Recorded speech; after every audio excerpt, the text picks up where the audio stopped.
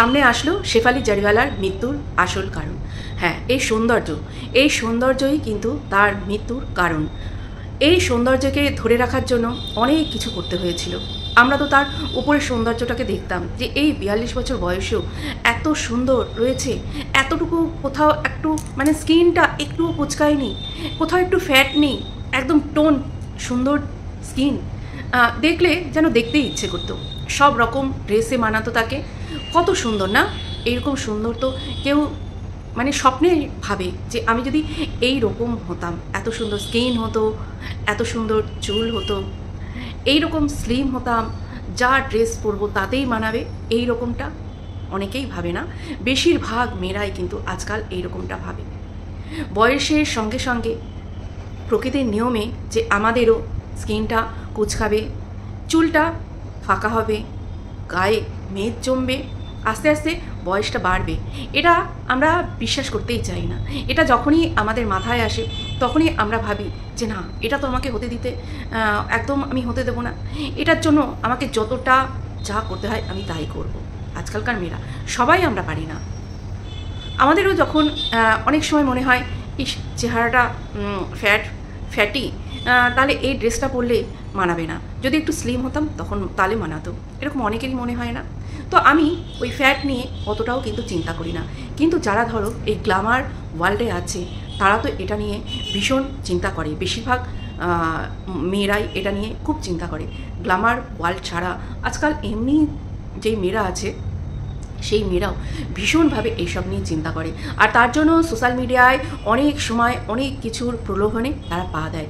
এই সাপ্লিমেন্ট নাও, তাহলে তোমার স্কিন একদম কি বলবো চকচকে থাকবে, কখনো তোমার স্কিনে রিঙ্কেলস আসবে না। তো এই বোটক্সটা নিতে পারো। এই বোটক্সটা নিলে তোমার কখনোই মুখে রিঙ্কেলস পড়বে না, চামড়া কুচকাবে না। তো এইটা নিতে পারো। এইটা খেলে, সকালবেলায় খেলে তোমার মেদ জমবে না শরীরে। তো এই রকমের যে প্রলোভনগুলো আজকাল দেওয়া হয় সোশ্যাল মিডিয়ার মাধ্যমে, এতে কিন্তু অনেকেই পা দেয়। আর এইটা করার ফলেই কিন্তু নানা অঘটন ঘটে যাচ্ছে। খুবই কম বয়সে অঘটন ঘটে যাচ্ছে। না হলে আমরা কখনো ভাবতে পেরেছি যে শেফালি জারিওয়ালা মতন একটা মহিলা, সে জিম করে, যোগা করে, একদম ফিট, তাকে দেখলে মনেই হয়নি কোনো দিক থেকে যে সে কোনো দিক থেকে অসুস্থ, মনেই হয়নি। কিন্তু কি হলো, হঠাৎ করে একদিন আমরা শুনলাম তার কার্ডিয়াক অ্যারেস্ট হয়েছে। তো সে আর নেই। এখন শোনা যাচ্ছে সে রীতিমতন প্রত্যেক দিন, বলা চলে প্রত্যেক দিন না, আমি সে প্রত্যেক দিন কিনা আমি জানি না, নিয়ম করে সে অ্যান্টি এজিং যেই ইঞ্জেকশন সেটা নিত, তারপরে হচ্ছে কিছু সাপ্লিমেন্ট নিত, সবই কিন্তু এই সৌন্দর্য ধরে রাখার জন্য। বোটক্স নিত, এইগুলো করতো। যেই দিন এই ঘটনাটা ঘটলো সেই দিন তার আগের দিন কোনো একটা উপোস ছিল। সারাদিন এই শেফালি জারিওয়ালা সে না খেয়েছিল, উপোস করেছিল।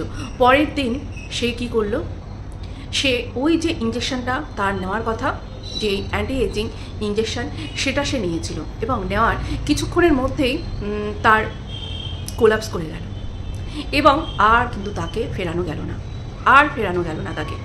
তো এই রকম করে আরও অনেকের কিন্তু এরকম নানান রকম দুর্ঘটনা ঘটে যাচ্ছে। কারোটা সামনে আসছে, কারোটা আসছে না। তো আমি কালকে কয়েকটা বেশ ভিডিও দেখলাম। একটা দেখেছি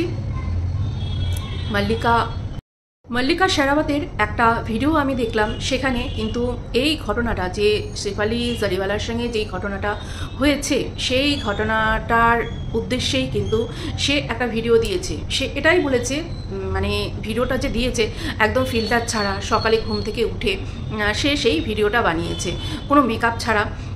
সে বলেছে, সে এই মল্লিকা, যে এ কিন্তু কোনো অ্যান্টি এজিং যে ইঞ্জেকশান বা অ্যান্টি এজিং কোনো ট্যাবলেট, অ্যান্টি এজিং যেই ওই ফিলারগুলো নেয় বা যে কি বলবো বোটক্সগুলো নেওয়া হয়, এর পুরো খিলাফ। এ কিন্তু একদমই সেগুলো পছন্দ করে না। বলছে আমি খুব সকাল সকাল ঘুমিয়ে পড়তে চাই, ঘুমটা যাতে আমার ভালো হয়, আর প্রাকৃতিক উপায়ে যেই সব আছে আমি সেইগুলোই করি, আর হচ্ছে যোগা প্রাণায়াম এইগুলো আমি করি, তাতেই আমি যতটা মানে আমার এজটাকে ধরে রাখতে পারি সেটা ঠিক আছে।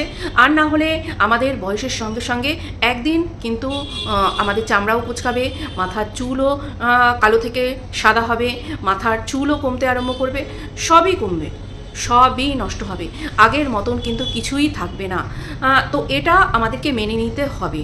আর এটা যদি মেনে না নেওয়া যায় তাহলেই কিন্তু আমাদের যে ভয়টা থাকবে যে এই আমাকে দেখতে খারাপ লাগছে, আমি বুড়িয়ে যাচ্ছি, আমি দেখতে খারাপ হয়ে যাচ্ছি, এই যে মনটাকে সবসময় কিন্তু তরতাজা রাখতে হবে, একটা শিশুসুলভ মন রাখতে হবে।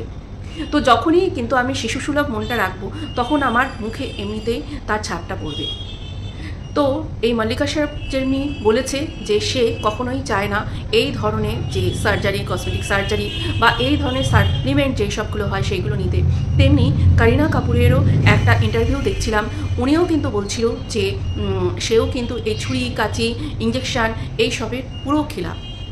সেও কিন্তু যোগা, প্রাণায়াম, জিম এইসবগুলোর উপরেই কিন্তু নির্ভর করে। আর এর সঙ্গে আমি বলি মাঝখানে একটা ব্যাপার নিয়ে খুব কিন্তু একটা মানে সবাই ব্যাপারটাকে নিয়ে খুব হাসি ঠাট্টা তামাশার মতন করে তুলেছিল। কাকে নিয়ে? বিপাশা বাসুর একটা ভিডিও নিয়ে। বিপাশা বাসু এখন আমরা জানি মা হয়েছে, মা হওয়ার পরে সে কিন্তু ওই যে মানে তার বাচ্চাকে সঙ্গ দেওয়া, বাচ্চাকে বড় করার ব্যাপারটা খুব এনজয় করছে। আর সেই কারণে সে কাজ থেকে কিন্তু ছুটি নিয়েছে। আর তার ফলে কি হয়েছে, সে একটু বলতে পারো যেরকম আমাদের বাঙালি মারা যেরকম হয় সন্তানদের দেখাশোনা করার জন্য তারা নিজেদের শরীরের নিজেদের খেয়াল রাখে না, তো সেই কারণে সে কিন্তু আগের মতন যে একদম স্লিম সেই রকম নেই, যেরকম মারা হয় সেই রকম একটু ফ্যাট তার শরীরে লেগেছে। এবার বিপাশা বসু একদিন হয়তো জিম থেকে ফিরছিল এবং তখন তার কোনো মেকআপ ছিল না, কিচ্ছু ছিল না, একদম মেকআপ ছাড়া। সেই অবস্থায় এই যে রিপোর্টারগুলো আছে সব থেকে পাজি, সেই রিপোর্টারগুলো ভিডিও তার তুলেছে। তো সেই ভিডিও নিয়ে সবাই তাদের নিজেদের মতন করে নানান রকম কিছু চর্চা করছে যে এখন সে দেখতে বাজে হয়ে গেছে, আগের মতন তার আর কোনো গ্ল্যামার নেই, মোটা হয়ে গেছে, নানান কিছু বলছে। তো বিপাশা বসুকে কিন্তু আমরা দেখেছি সবার প্রথমে কিন্তু বিপাশা বসুই এই যে যোগা করার ব্যাপারটা এনেছিল, যোগার মাধ্যমে নিজের শরীরকে ফিট রাখার ব্যাপারটা এনেছিল অনেক বছর আগে। এবং একটা তখন সিডিও বেরিয়েছিল বিপাশা বসু এই যোগা, তখন এটাও বেরিয়েছিল। তা সে নিজে যদি এত সুন্দর যোগা করে তার নিজের চেহারা, নিজের শরীরকে ফিট রাখতে পারে, তাহলে সে ইচ্ছে করলে আরও 2 বছর পর আবার নিজের শরীরকে ফিট রাখতে পারবে এই যোগার মাধ্যমেই। সে এখন যেই জিনিসটাকে, যেই মোমেন্টটাকে এনজয় করছে, তার সেই মা হয়েছে, বাচ্চা লালন পালন করার যে মোমেন্টটা সেটাকে সে এনজয় করছে, সেটাকেও এরা করতে দেবে না। এই যে কিছু রিপোর্টার আছে খুঁচিয়ে কন্ট্রোভার্সি তৈরি করার মতো রিপোর্টারগুলো আছে, সারাক্ষণ ক্যামেরা নিয়ে পড়ে থাকে, কখন কাকে মেকআপ ছাড়া অবস্থায় দেখা যাবে, কাকে কী অবস্থায় দেখা যাবে, তাদের ভিডিও তুলে সেইগুলো নানান জায়গায় ছড়িয়ে দেওয়া আর তাদের নিয়ে কি বলবো কুৎসা রটানো। আর এতে কিন্তু এই যেই মা বিপাশা বসু তার মেয়েকে বড় করার জন্য, মেয়েকে লালন পালন করার জন্য এত সুন্দর একটা সময় কাটাচ্ছিল, সে কিন্তু তার চেহারা নিয়ে, তার রূপ নিয়ে, তার মোটা হয়ে যাওয়া নিয়ে অতটাও হয়তো বদার ছিল না। কিন্তু যখন এই যে রিপোর্টারগুলো তার ওই একটা মেকআপ ছাড়া চেহারা ভিডিও সারা জায়গায়, ছবি সারা জায়গায় ছড়িয়ে দিল, তখন এই বিপাশা বসুর মাথায় আসতেই পারে একটা ডিপ্রেশন, আসতেই পারে, তাই না? তো এরাই কিন্তু নানান জনের মাথায় এই রকম ভুলভাল চিন্তাধারাগুলো ঢুকিয়ে দেয় যে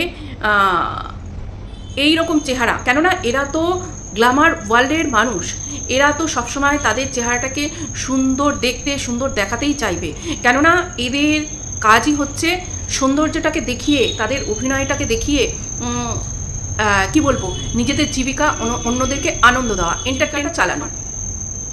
তো এদের জীবিকাটাই এই। তার জন্য তাদের সৌন্দর্য দেখাতেই হবে।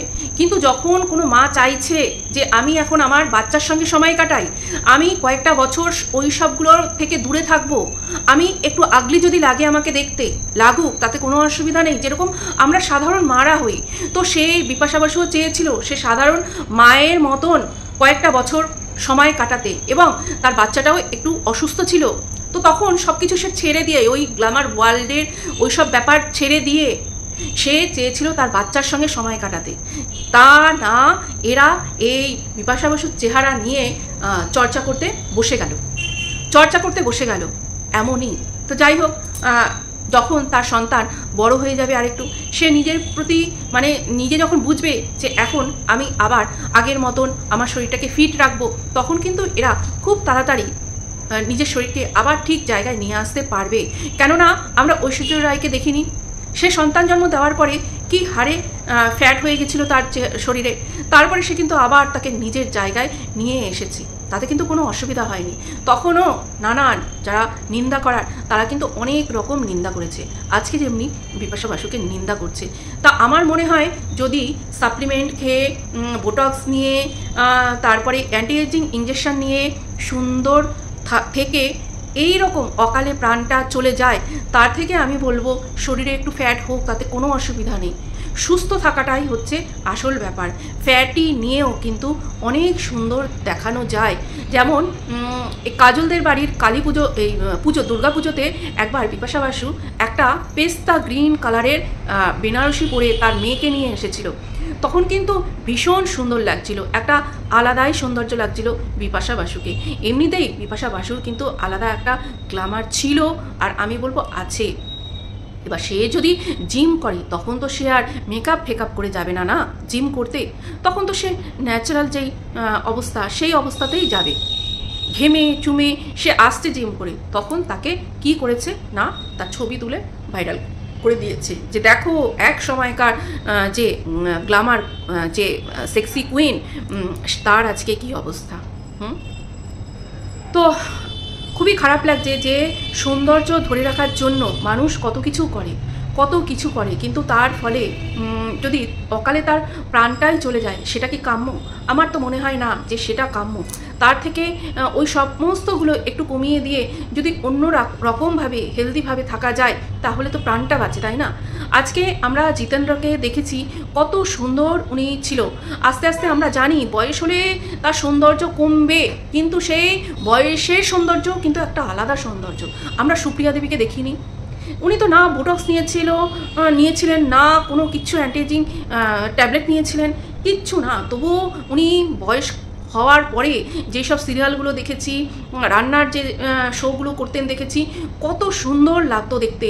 ওই বয়সের মধ্যেও তাকে একটা আলাদাই যেন একটা অন্য রকম লাগতো, অন্য রকম সৌন্দর্য লাগতো।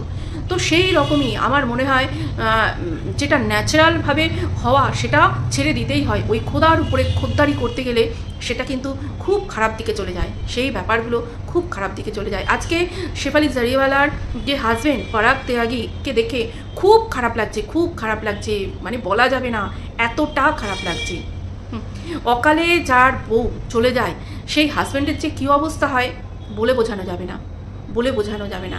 তো যখন ওরকম মানে শেফালি জারিওয়ালাকে ধরে নিচে বসে জড়িয়ে ধরে হাউমাউ করে কাঁদছে, তার অস্থিটা যখন বিসর্জন দিতে যাচ্ছে, বুকের কাছে নিয়ে সে যে কান্না, এইগুলো কিন্তু দেখা যায় না।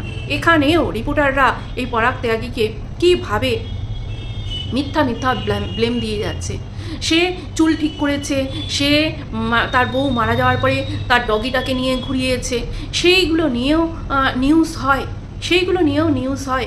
এতটুকু তাদের মনে কোনো মানে কি বলবো, মানে কোনো মনুষ্যত্ব বোধ নেই যে যেখানে একটা মানুষ চলে গেছে, তার খুব প্রিয় একজন চলে গেছে। আর আমরা দেখেছি শেফালি জারিওয়ালা আর পরাগ ত্যাগী, হ্যাঁ, কতটা মানে তারা কি বলবো, মানে দুজনকে ভালোবাসতো, একসঙ্গে সবসময় চিপকে থাকতো। তার এতটা দুজন দুজনকে ভালোবাসতো। কিন্তু আজকে দেখো কি অবস্থা। এটাও শুনেছিলাম ওর তো 12 বছর হয় বিয়ে হয়েছে, তো ওদের কোনো বাচ্চা কাচ্চা ছিল না, ওরা চেয়েছিল অ্যাডপ্ট করতে। এতদিন পর্যন্ত ওদের আর্থিক অবস্থাটা সেই রকম, মানে ওরা যেরকম চেয়েছিল যে আমি একটা বাচ্চা নিয়ে সেই বাচ্চাটাকে আমি মানে সেই জায়গাটা দেবো যাতে বাচ্চাটার কোনো দিকে কোনো অসুবিধা না হয়। তো ওদের এখন সেই অবস্থাটা হয়েছিল যে একটা বাচ্চা ওরা এখন অ্যাডপ্ট করতে পারবে, বাচ্চাটাকে সেই জায়গাটা দিতে পারবে। কিন্তু সেই ভেবেছিল এই জিনিসটা করবে, কিন্তু সেটা আর করা হলো না। তার আগেই কিন্তু শেফালি জরিওয়ালা চলে গেল, সব মায়া ত্যাগ করে চলে গেল। তার মা বাবা সবাই এখনও আছে, কিন্তু চোখের সামনে দেখতে হলো তার মেয়ে নেই, মেয়ে চলে গেল। খুবই দুঃখের ঘটনা। তো আজকের মতন এই পর্যন্তই বন্ধুরা, ভালো থেকো, সুস্থ থেকো।